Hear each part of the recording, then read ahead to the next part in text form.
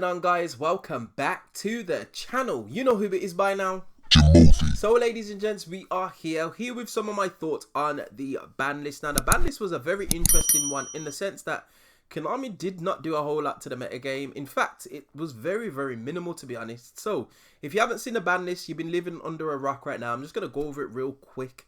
So we got banned Kashtira Rise Heart. I always said that this card needed to be banned. It was gatekeeping a lot of decks out of the format, and with some of the newer support that's been recently like identified and mentioned, or whatever you want to call it, like Infernoids to name a few.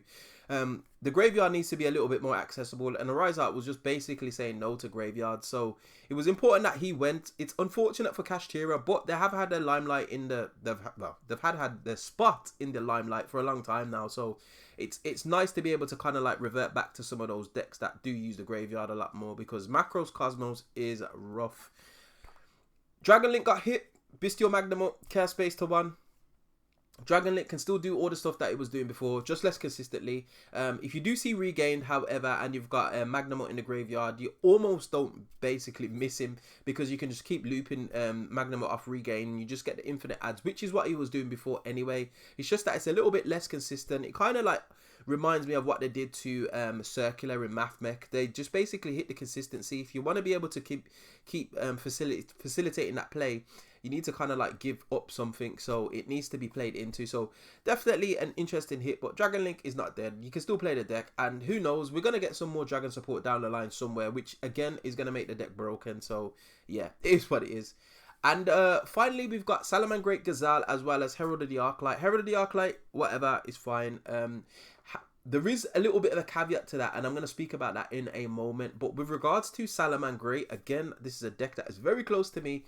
It's going to be interesting to see where they go, because 3 Gazelle means they're back to full power, hyper consistency, 3 Gazelle, 3 Circle, 3 Salamangreat of Fire. Like, the deck is going to find its engine pieces one way or another. So it's going to be interesting to see what they can do in the metagame, especially with Unchained around.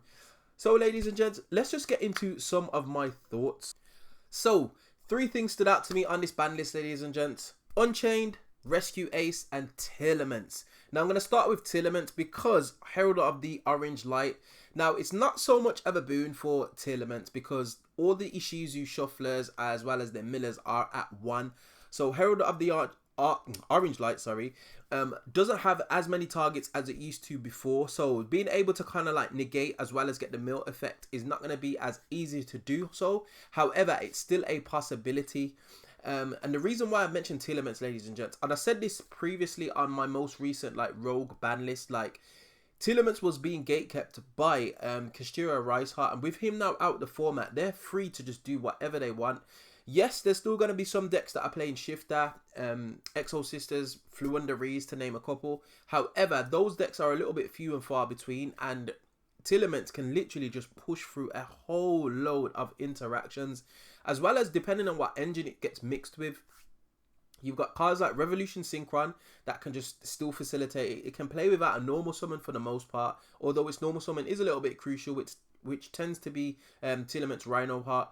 But that deck is good and ready to go, ladies and gents. And it is a little bit luck based just because of the actual ratios of the Telements cards. However, with a very good pilot as well as a very good deck builder, you will be able to kind of like facilitate some more optimal plays using Telements. I've even seen a Shadow engine in there where they've just like resolved Shadow Fusion and just gone full combo after baiting a couple of negates, which is just absolutely crazy. So definitely a very strong deck, and I feel like it's going to make a resurgence back into the meta.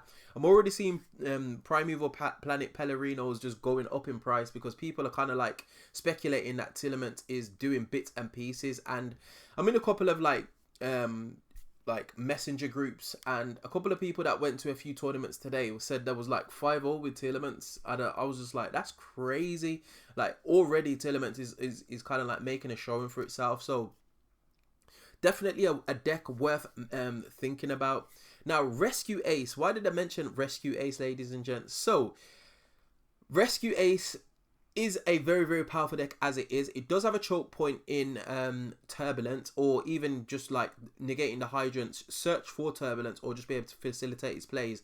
But now you're getting the Diabellstar engine, which effectively just puts up another form of interaction on their board, which is just mind-boggling, which is crazy.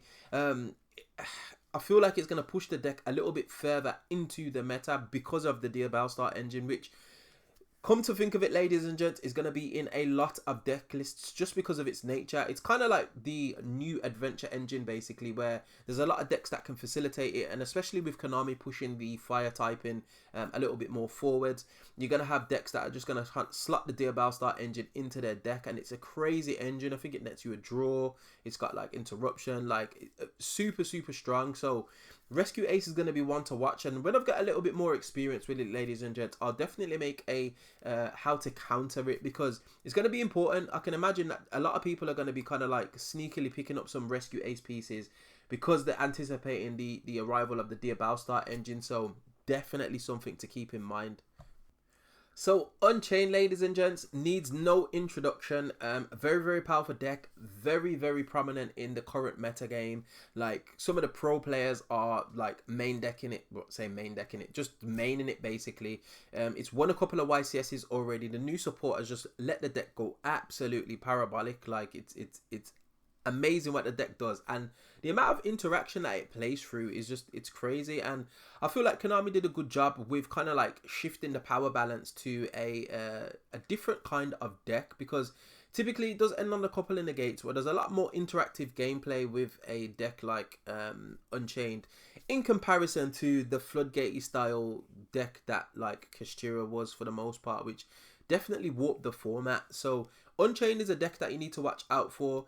There's loads of guides out there now how to counter it, what the best techs are against the deck, the best time to like activate Nibiru, for example. Like, even I made a guide on like how to counter Unchained because it's just so prominent, and I feel like it's going to continue to be for the foreseeable until we get a little bit a new wave of different cards, so to speak.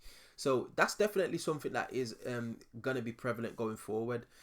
Another thing that got me thinking in this ban list is, what do we do with hand traps right now? Do we play them? Do we not play them? Do we main them? Do we not main them? Like, I believe it was Pac that topped YCS Sao Paulo with Unchained, which is crazy. He made the call of not playing any hand traps, which was a very interesting take on the metagame. Now, that was a very correct call on his part, and he's a pro player, obviously, so he's got a little bit more insight to someone like me. However, it was interesting to think about whether or not hand traps are going to be a thing going forward. Should you play hand traps? Should you play board breakers? And I feel like with the metagame at the moment being a little bit fresher and a little bit pronounced, it's probably best that you do still main a couple of hand traps, because there are some decks out there that can kind of like just FTK you, which brings me to my closing thoughts with regards to the ban list.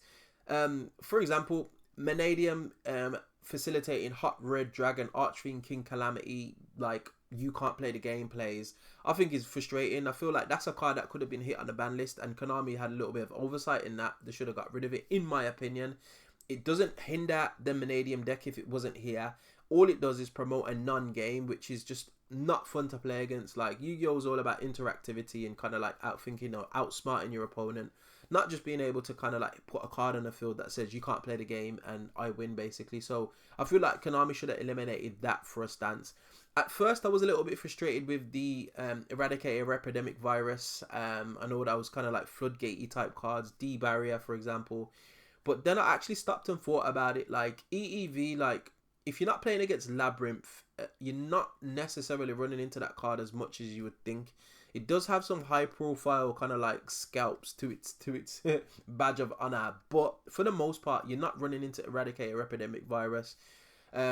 Anti-Spell Fragrance, D-Barrier, however, those are definitely up for debate. Probably should be at 1 or none. I don't know. But I feel like, all in all, Konami did a very good job on the ban list, and it's got me to thinking, what are some of the rogue decks that could potentially like take off? Because now that the metagame is a little bit more open, the graveyard's accessible, you're going to start seeing a few decks that just you probably wouldn't even like run into, like, that can just take games if you're not prepared for them, basically. So it's going to be interesting to see what happens, as well as the release of Age of Overlord, which is just over the horizon, ladies and gents. So definitely something to keep in mind. Anyway, that is me rambling on for long enough. I don't script videos just because I like to kind of like talk freely, and sometimes I kind of go off on a tangent. But anyway, is there any thoughts or any ideas that you feel like I missed out that I should have included? Definitely get at me in that comment section below. And we find ourselves at the end of another video. If you did like this content, you know what to do by now. Hit that like button, share, subscribe, all of that beautiful good stuff. And I will definitely see you guys in the next video. Hope you enjoyed. Peace.